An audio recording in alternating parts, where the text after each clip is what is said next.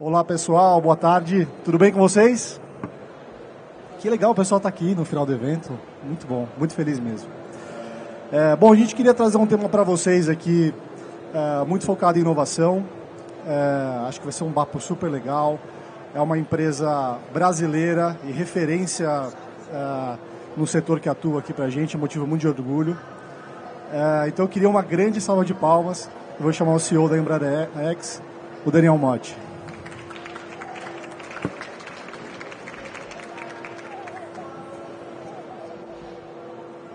Boa, Daniel, cara, muito obrigado por estar com a gente aqui. Prazer. Vamos começar pelo começo. Conta pra gente um pouquinho aqui da iniciativa, como é que surgiu. A gente está super curioso aqui para entender um pouco mais. Não, essa é uma história muito legal, porque a EmbraerX nasceu em 2017 para ser a empresa de inovação disruptiva da Embraer. E é óbvio que a Embraer, já em 2017, era super reconhecida como uma das empresas mais inovadoras do Brasil, mais inovadoras do mundo no setor de transporte aéreo, de aviação. Então é uma coisa, parece um paradoxo, uma empresa já é tão inovadora assim, para que criar, né, mais uma iniciativa? Mas a verdade é que a gente fez uma autocrítica, uma análise, né, de tudo que a gente vinha fazendo em inovação e chegou à conclusão de que a gente era, de fato, muito forte, e ainda é até hoje, naquilo que a gente chama de horizonte 1 da inovação, que é a inovação incremental, melhoria contínua, Kaizen, Lean, né, fazer a gente melhorar a cada dia o nosso core business. A gente também já tinha iniciativas muito bacanas do Horizonte 2, que é um pouco de mercado adjacente. Então, você vê, a gente oferece muita solução para a Força Aérea. Começamos a oferecer para a Marinha, para o Exército. Colocamos satélite no espaço. Então, também no Horizonte 2 tem uns exemplos muito bacanas do que a Embraer vinha fazendo. Mas a gente percebeu que lá no Horizonte 3, que é a inovação mais disruptiva, de maior grau de risco, incerteza, vinha acontecendo um fenômeno que é comum a toda grande empresa. E que o professor Clayton Christensen descreveu super bem no livro dele, O Dilema da Inovação, que para mim é o melhor livro de inovação já escrito. Ele fala assim, por que a empresa que já está no mercado, já tem acesso a cliente, já tem acesso a capital, tem marca estabelecida, por que não são elas, por que elas não lideram a disrupção? Por que essas empresas normalmente são a vítima, são a Kodak da disrupção no exemplo da fotografia digital? E a gente percebeu que era porque essas iniciativas de alto risco e alta incerteza, por mais que possam ter um impacto enorme sobre os negócios, no planejamento estratégico, na discussão anual de orçamento, a coisa mais comum de acontecer é essas iniciativas são até ouvidas, debatidas, reconhecidas, mas elas vão perdendo prioridade. O core business sempre fala mais alto e mais grosso, né? Exato. Se você consegue prometer retorno de investimento, consegue prever com muito mais precisão o payback, o ROI, é claro que esses outros projetos recebem o orçamento e esses projetos que são as ideias mais malucas vão ficando no fim da fila. É isso aí. E o risco é, o tempo passa e aquela ideia que você tinha tido e deixou no fim da fila, um belo dia você acorda de manhã, abre o jornal e descobre que o concorrente está ali. Que o concorrente ou uma startup que foi financiada com capital de risco foi lá e fez. Então, em 2017, a gente pensou assim, cara, se é para isso acontecer, vamos nós mesmos liderar essa disrupção? E aí nasceu a EmbraerX, né? Para isso que ela surgiu inicialmente no Vale do Silício, na região de Boston, conectado com o nosso Paraíba Valley, que é o centro da indústria aeroespacial brasileira, onde está a Embraer, está o ITA, o INPE, o CTA, quer dizer, é uma grande concentração de cérebros que a gente tem, e a gente começou a se provocar, olhar o que estava acontecendo fora inclusive da nossa indústria. Também isso era outra coisa que a gente percebeu, a gente se media muito pelos nossos concorrentes diretos. O que eles estão fazendo, o que eles estão investindo, que negócio eles estão lançando. A gente começou a olhar em volta e falar, mas vem cá, e esse papo de carro elétrico, carro autônomo, será que isso chega na aviação?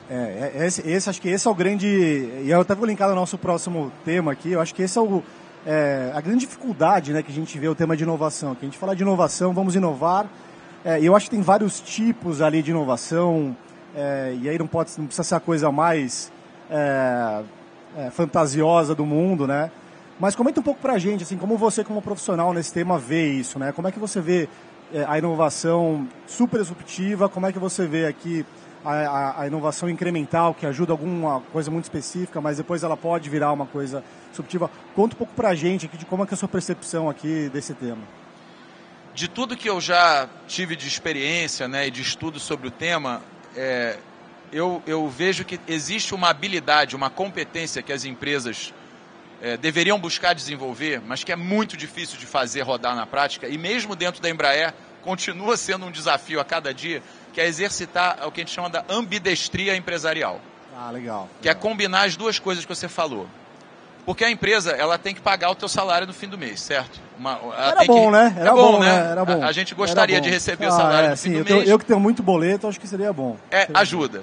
O acionista também gosta de receber o dividendo, correto? Exato. Ele quer ver a ação valorizar, ele quer o dividendo. Então você não pode descuidar do core business. O core business é o que paga o seu almoço, o seu jantar de hoje, de amanhã, de um bom tempo. Então quando você fala de inovação incremental, é isso. Exato, é eficiência, competitividade, produtividade. Isso exige um conjunto de competências e habilidades empresariais, administrativas, de liderança. É um determinado tipo de líder que você precisa para puxar esse core.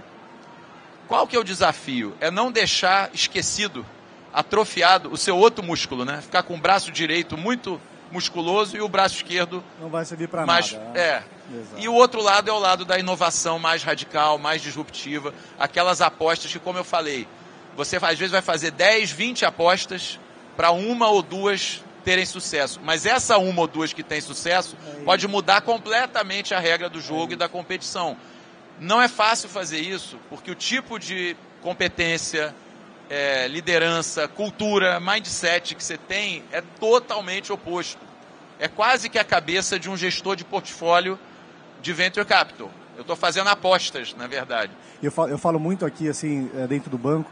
Eu não me apresentei, eu cuido de parceria estratégica do banco, do IBBA.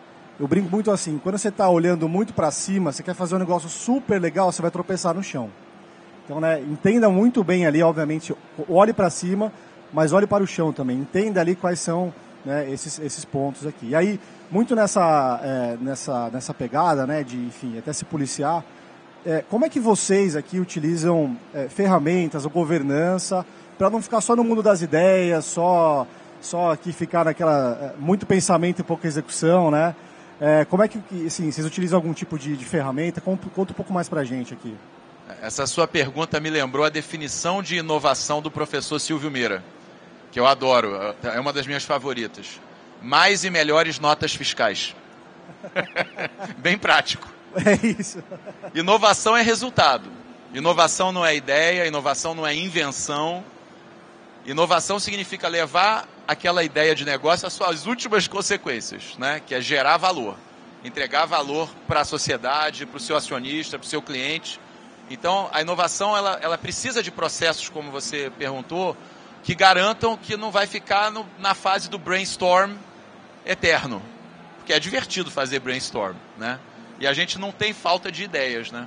Mas tem uma outra frase que eu gosto também, que eu ouvi numa palestra dentro da Embraer, que é assim: ideas are overrated. Eu tenho uma ideia sensacional. Cara, tem muita gente que também tem uma ideia sensacional. É isso. 99% de fazer inovação é como que eu levo essa tua ideia, como é que eu vendo, como é que eu consigo investimento, capital, equipe, motivo as pessoas, construo uma visão de futuro que outros queiram construir junto comigo. E aí eu chego na inovação. Então, para isso, a gente tem evoluído na governança, né, da Embraer, como é que a gente prioriza os nossos investimentos e organiza esse fluxo para que ele seja o mais parecido com um funil, onde entra muita oportunidade e possibilidade de ideia, mas a gente tem que garantir um fluxo ao longo desse funil para que o tempo inteiro esteja saindo alguma coisa potencialmente valiosa lá do outro lado, né? Uma das ferramentas que eu daria um destaque rápido é o que a gente chama dos verticais de inovação. A gente fez um debate grande dentro da Embraer, todas as unidades de negócio diferentes, com objetivos e visões diferentes, mas a gente tentou convergir quais seriam os temas prioritários do ponto de vista de investimento em inovação, estratégia de inovação para construir o futuro da Embraer, né? E qual que é a importância relativa entre esses temas? Você pode imaginar que foi uma briga sangrenta. Prioridade.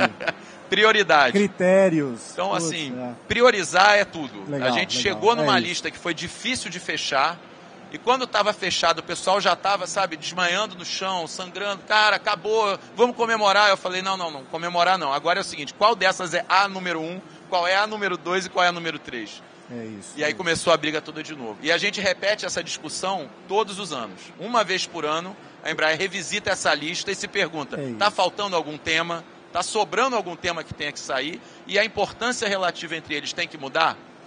Então, esse parece simples, mas exige um esforço enorme de alinhamento, de debate, de convencimento dentro da empresa.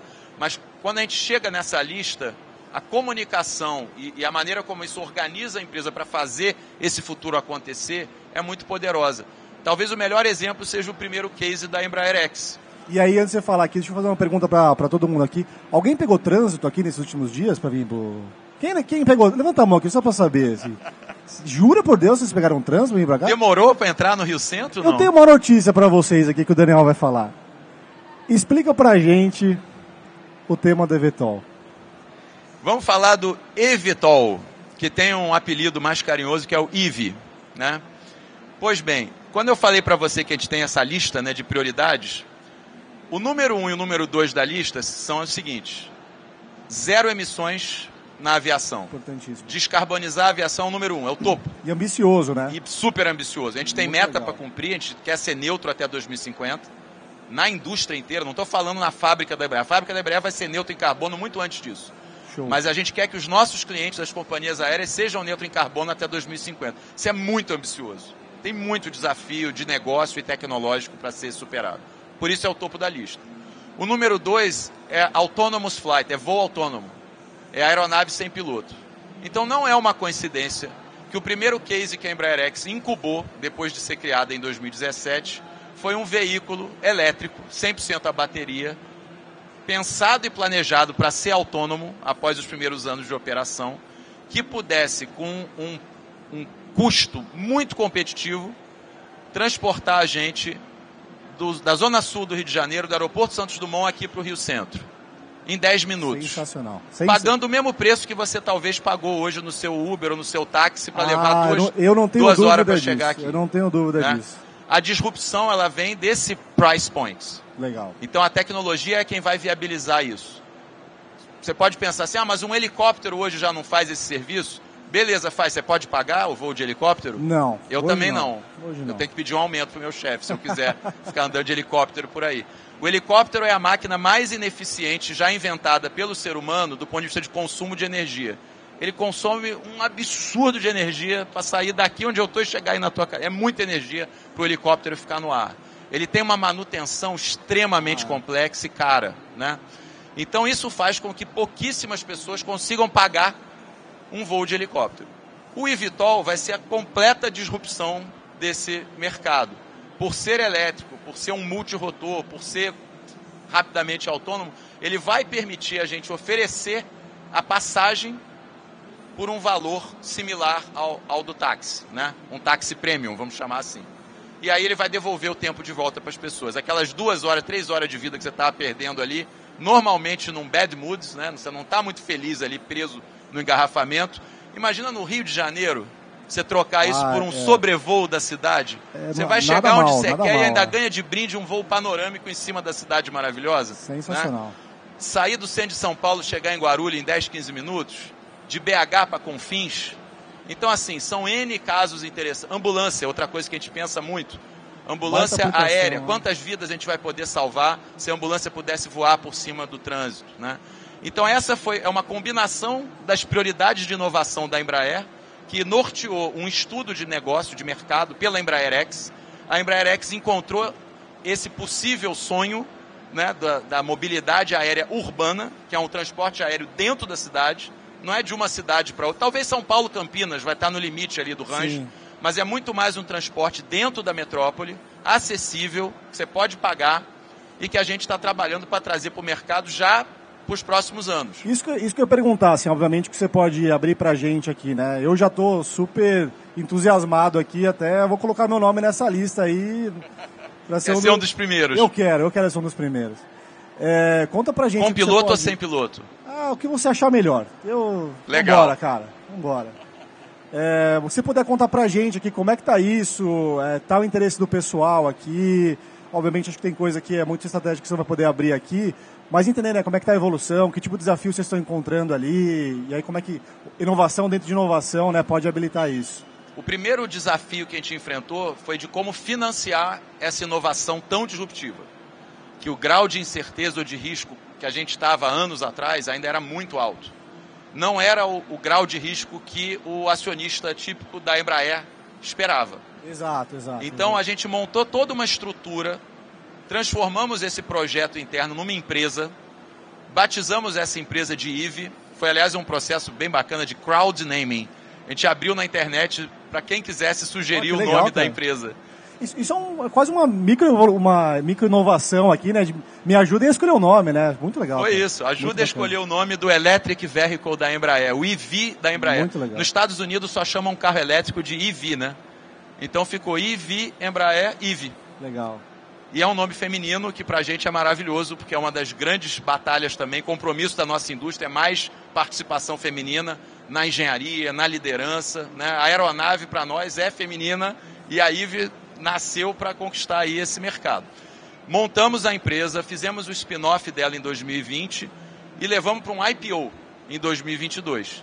E aí como é que foi feita essa operação? A gente já trouxe parceiros estratégicos que entendiam o potencial desse mercado, entendiam o nível de risco, um investidor super qualificado que quis juntar força com a gente para fazer esse mercado acontecer.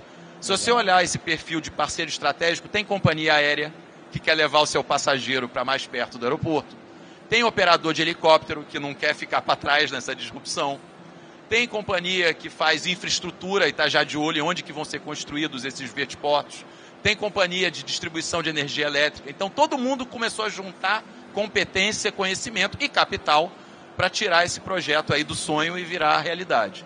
E eventualmente chegou ao IPO, então hoje pessoa física também pode comprar a ação da IVE. O ticker é IVEX, né? Que nasceu da Embraerex.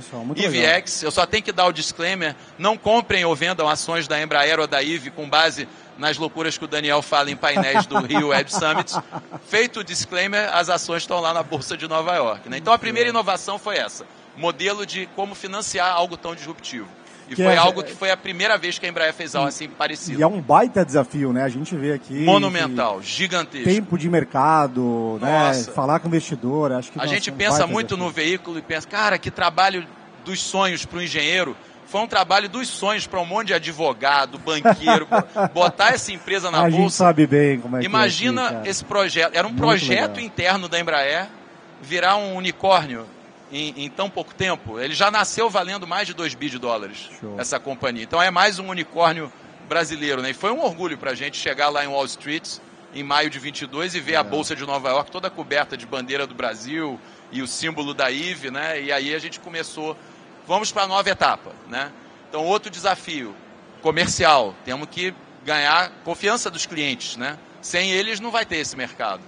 E a IVE está indo super bem nesse quesito. Legal. A gente ontem atingiu a marca de 2.900 aeronaves já encomendadas. Então hoje já está disponível ali para fazer encomenda. Você já pode encomendar o seu. Se você for uma companhia aérea, um ride sharing app, você quer encomendar o veículo, ele já pode ser encomendado. Super legal, hein? Ele ainda não pode ser entregue, porque depende do processo regulatório de certificação. É o terceiro desafio, gigantesco também, do ponto de vista de engenharia e tecnologia.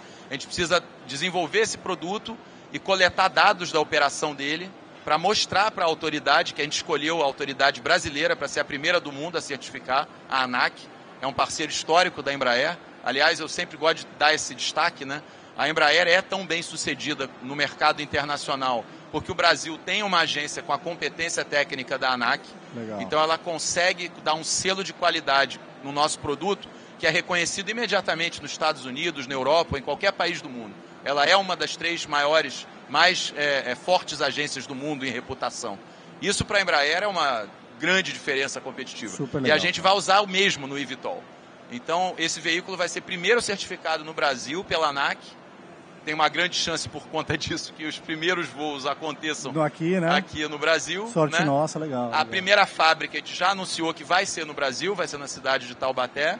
E estamos nos preparando para chegar ao grande momento, né, de começar a operar esse veículo, né? Então, estamos olhando aí para um prazo de mais 2 anos, aí até o fim de 26 é a nossa estimativa para ter a certificação.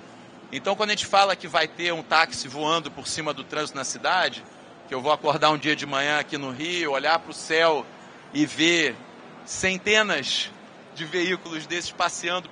Eu falo ver porque a gente não vai ouvir. Ele é tão silencioso que quando ele está em cruzeiro, você não consegue discernir o ruído dele em relação ao ruído da cidade aqui embaixo. Isso versus helicópteros só... É o oposto do helicóptero. É por isso que pode ter tantos. O helicóptero é limitado. Muitas cidades do mundo proíbem o uso de helicóptero na cidade por causa de ruído. Mas o eVTOL, ele vai ser... Você não vai conseguir nem ouvir ele passando, vai só ver aqueles veículos cruzando ali o céu, né? Super legal. E isso não é ficção científica. A gente está falando ao longo de 27, 2028, ainda nessa década a gente vai ver esse ramp-up aí acontecendo e vai ser transformador, né? A maneira como a gente entende mobilidade nas cidades vai ser completamente outra. O que você chama de morar perto ou morar longe pode ser outro conceito. É isso. Mercado de real estate, outro conceito. Hoje é legal você morar perto da estação de metrô. Amanhã pode ser legal você morar perto do Vertiporto. Cara, ótimo. Nossa. Bom, muito legal. A gente está caminhando aqui pro nosso encerramento. E, enfim, eu queria pedir para você, enfim, falar um pouco do tema de inovação, como que é aplicado na prática aqui também, para o pessoal que está assistindo a gente aqui, também está prestigiando, como que eles, na empresa deles aqui, conseguem iniciar, né, identificador e tudo mais. Eu vou começar falando um testemunho próprio meu aqui, que a gente fala bastante do tema, né? E muito uma provocação para vocês que a gente faz aqui, que acho que as coisas que a gente usa hoje, né, no nosso dia a dia, há 10 anos atrás era inimaginável, assim, utilizar isso, 10, 15 anos atrás. E a minha pergunta que eu faço é o que será os 10 anos inimagináveis que a gente vai ter aqui próximos, né? Então, a grande mensagem que eu deixo aqui é: nunca subestimem o poder da inovação no negócio de vocês. Vocês podem ser líderes, vocês podem estar passando por um momento ótimo, um momento ruim. Eu acho que a inovação ela tem que fazer parte do modelo de negócio aqui de vocês. Mas eu não sou especialista nisso. Vamos ouvir o Daniel aqui. Olha, eu vou pegar aqui talvez... Um ou dois pontos, né, que eu deixaria como sugestão, né, e que tem a ver também um pouco com a nossa jornada aí que eu contei um pouco hoje. Um dos pontos tem a ver com o método, com a ferramenta, né? A inovação tem muito a ver com a criatividade, sem dúvida, né? Mas ela também tem a ver com a métrica, com a boa venda. Como é que eu vendo a inovação? Como é que eu consigo financiar a inovação, que foi uma das coisas que eu dei destaque hoje aqui na minha fala? Como é que eu convenço alguém que vale a pena esperar um pouco, né? Deixar um capital, um pouquinho de tempo aqui para poder colher um resultado lá na frente. Então essas coisas, elas dependem de você ter as boas ferramentas, boa gestão, boa governança, né? Então tem uma etapa inicial do brainstorm, da criatividade, mas é fundamental, né, na hora certa você conseguir virar essa chave e começar a mudar até a linguagem, sabe?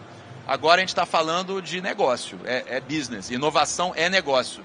Se quiserem lembrar uma frase aqui, lembra do Silvio Meira: mais e melhores notas fiscais. Não estou emitindo mais invoice, não estou conquistando mais cliente, não estou gerando valor para alguém.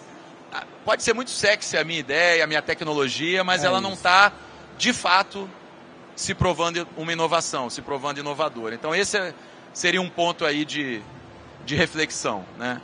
E o segundo ponto, como eu sou muito fã da filosofia Jedi, eu costumo dizer que a minha religião é Jedi, né? Bom, muito bom. Então eu sempre tento trazer algum ensinamento do mestre Yoda, porque são 900 anos, né, de sabedoria. Temos um fã de Star Wars aqui, senhoras e senhores. Muito bem. Não tenho como negar. Muito bem, né? Tá aqui a minha meia do R2-D2, que não deixa negar. Me desculpe pessoal do Senhor dos Anéis, me desculpe. Nós temos aqui um fã de Star Wars. Muito bom. Muito bom, muito bom. Felizmente tem muitos dentro da Embraer. Foi uma das coisas que eu me identifiquei muito com a empresa. Quando eu cheguei e descobri que tinha gente mais maluca do que eu por Star Wars. Tinha gente que ia fantasiada de personagem de Star Wars, fazer ação social lá em São José dos Campos, hospital infantil. Legal, óbvio que eu aproveitei a chance e me liguei ao fã-clube e fui vestido de Darth Vader várias vezes.